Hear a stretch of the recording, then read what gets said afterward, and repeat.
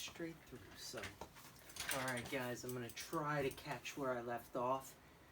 It's your boy, Bradley No Mics tonight. Think they're at my mechanics, not 100% sure. But sometimes I leave some stuff over there. I think it's called like a slight loss of memory on occasion disorder, something like that. Like other people call it ADD, I believe. I don't, but yeah. So of course, a few things changed overnight, and probably a few things will change on this tomorrow, because of the new information. I just found out this guy weighed in at 28 pounds. So when I was telling you guys about it being a decent weight, unless you're Brock Rayford and you're built like Brock Rayford and you're throwing 28 pounds around like nothing, I'm going to show you how we can lighten this sucker up. But yeah, so if you're going to go ahead and get one of those completes from Sunday, that thing's going to have some weight to it. Other than that, happy holidays. How do you make a 4? Happy Easter. You know what I mean? So, yeah. I may ramble a bit, but it's only because I'm celebrating the resurrection. Anyway, so I got some new information. Let me get to some information before I don't get to any. 49er bars, 9.0 inch bars, rise, you would think, smaller bar, way less. These are actually 37 ounces. They are butted. They have a very simple geometry, 1.5, or 11.5 degree back sweep and a 2 degree up sweep, which is pretty average, comfortable for me, especially in a size 9 with a 29 inch, these are 29 inches wide. The Brock Rayford stem, didn't get much on that, just know that I need a pretty high rise stem if I'm going to cut my forks and run a set of 9 inch bars, because I'm more comfortable with the taller bars. I feel more in control when the bars are at the proper height for me, and that's changed over the videos. I would say right now, yeah, still waist height. So really, it's all about how the bike is built underneath me and how it feels underneath me. And like Benny Lewis said, you want it to feel like an extension of your body. Finally got out riding today. It was all right. The wrist was pretty sore, but it felt great. And I can't wait to get out tomorrow. Did not take any of these. Took my bike out, and I'll show you that one later. But let's stick to the Soundwave here. The other thing I wanted to say, these are some heavy tires. These are the Sunday Current V2s, 20 by 2.4, and they are a good tire. The original tire had some very bad reviews, so they redid the tire pretty quickly, and the second tire, the Current V2, is supposed to be light years ahead of the V1. The V1 just wasn't a great mold, and it's like Kink makes some great frames and stuff, and I'm not gonna lie, their tires suck. Like, I don't know of it. That Sever tire, way too heavy. If it's gonna be that heavy, might as well make it look cool, but you know what I mean. And also, to each his own on that. So that's just me being judgmental, but I feel like with a company like that, man, you guys can make some sick tires too. Be like E-Claw and We the People, make everything like to your perfect specifications. Don't just throw it out there. Nathan Williams tire, great tire, super fat tire. Just, I mean, I don't know. I'm not a fan of the tire. I don't see people riding the tires. The only people are the guys I know that are sponsored, like Garrett and Colin doesn't ride them anymore, but Corey Martinez, and I'll be honest, those guys can use any tire they want and do any trick they want. So anyway, kudos to them, and I just think if tires are going to cost in the $30 range, we can up that game a little bit. Kink and Cinema maybe. I'd like to see some sweet tires. Haro, La Mesas. Anyway, moving on. I brought my ruler. This is a 5mm,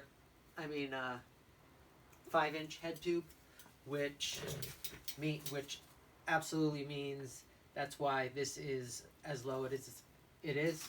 Most head tubes are, I'm not even going to try to bring that bike over here right now, 4.5 inches, S&M, Colt. Just the basic head tube is 4.5 inches. However, the companies have been making them larger. There is a debate. Is a longer head tube better? Should you use more spacers? Is one lighter? Is one, sacrifice weight for strength and all that stuff? But I like the look of the 5-inch. On a 20.5, this guy looks a little bit cramped, I will say, but definitely looks tough and unbreakable. Some of the other changes I did overnight, I felt like the E-Claw centric pedals are very similar to the Odyssey Pro PC pedals in the formation of them and the aesthetic of them. However, I feel the E-Claw pedals, the centric pedals, are a much better pedal. So basically, they look alike. These just perform better, I believe. So I added those to this build instead of the turbos. I had the Primo turbos on there. And I do like the Primo turbos, but with Sunday, I think of more rounded parts. And I think of the Pro PCs when I see the E-Claw ones.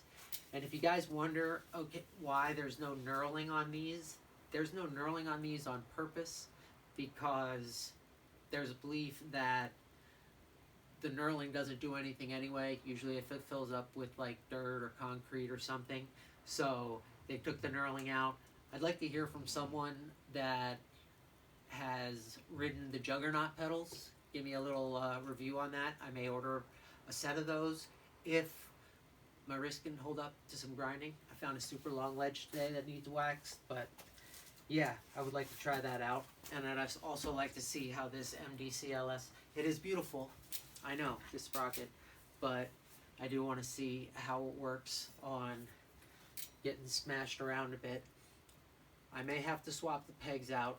That is, bike is for sale, but if it doesn't sell and I do end up riding it, way too heavy. I like street bike around 25 pounds. What else was I talking about on here? I talked about the wheels. I changed the seat. We have the Federal logo seat on here now. I just felt like there was just too much black and white. Threw that on there. Total hub guard. I'm not sure if I showed you guys that. I don't know if that's going to stay on there. It just might be unnecessary weight right now, especially now that it's not getting used. But yeah, that's it for now. I'm going to end it here, and I'm going to wish you guys a happy Easter. And I'm going to show you, because I said I'm going to do 10 videos, 10 days. Not like 10 videos in a row, and then I'm going to show them. I'm going to do 10 videos, 10 days of my life. You guys tell me if you guys enjoy the videos. I started this one a little bit late, and then I just remembered that I set that agreement with myself and with you guys. So one of the things, Superstar, I don't know if you guys have ever heard of this company. If you're my age, you probably have, or within 10 years of my age, so 30 to 40, 45. They made 35 of these. This is the Superstar Elect stem. It was one of the first stems that you could flip upside. It's kind of like the Max Boost stem where you connect it from the bottom. And it's crazy because if you watch some of like the Moto Bunka videos, you will actually see the guys are riding stems that are machined very much like this, although I think this one still might be machined a little bit nicer. Has a 50mm reach. I have to check the rise on it.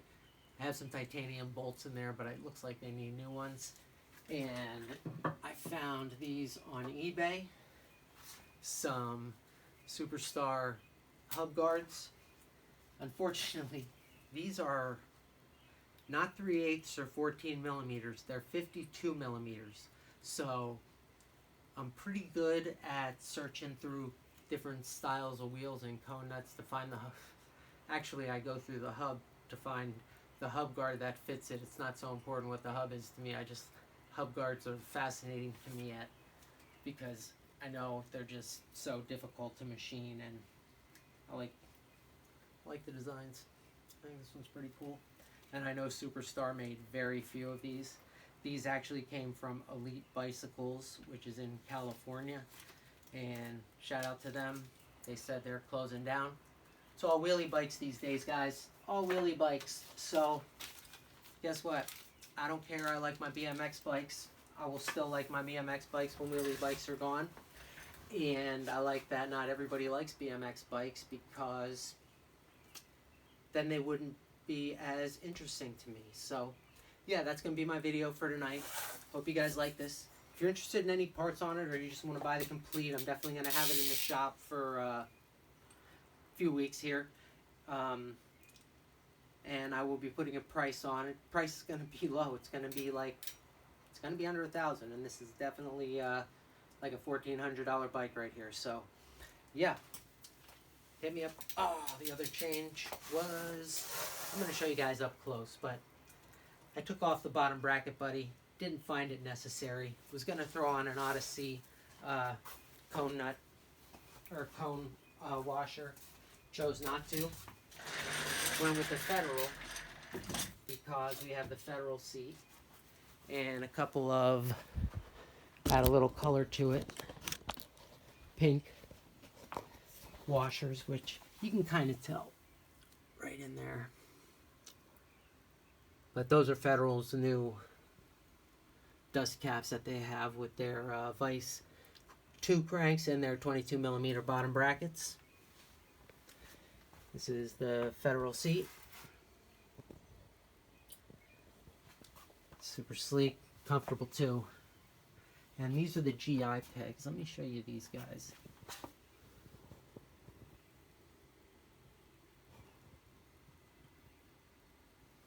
Pretty nice. Beautiful Brock stem as always. Hardest sticker to find to replace, but I will get one.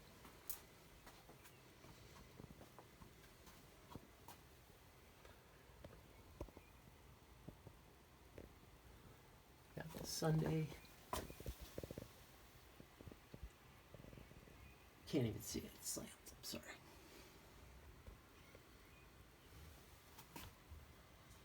Very similar profiles to PC Pros. And this is the only thing that I'm not a huge fan of when it comes to the looks of it. Is that like bottom wishbone style, but it does look strong, I will say. And look at the size of these dropouts. These things are beefy.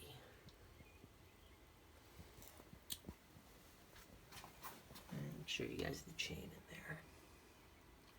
I'm not gonna flip it around because I'll probably end up knocking something over, but yeah guys, thanks for watching. Hope you guys have some great holidays, and I'm out. I'll be back tomorrow.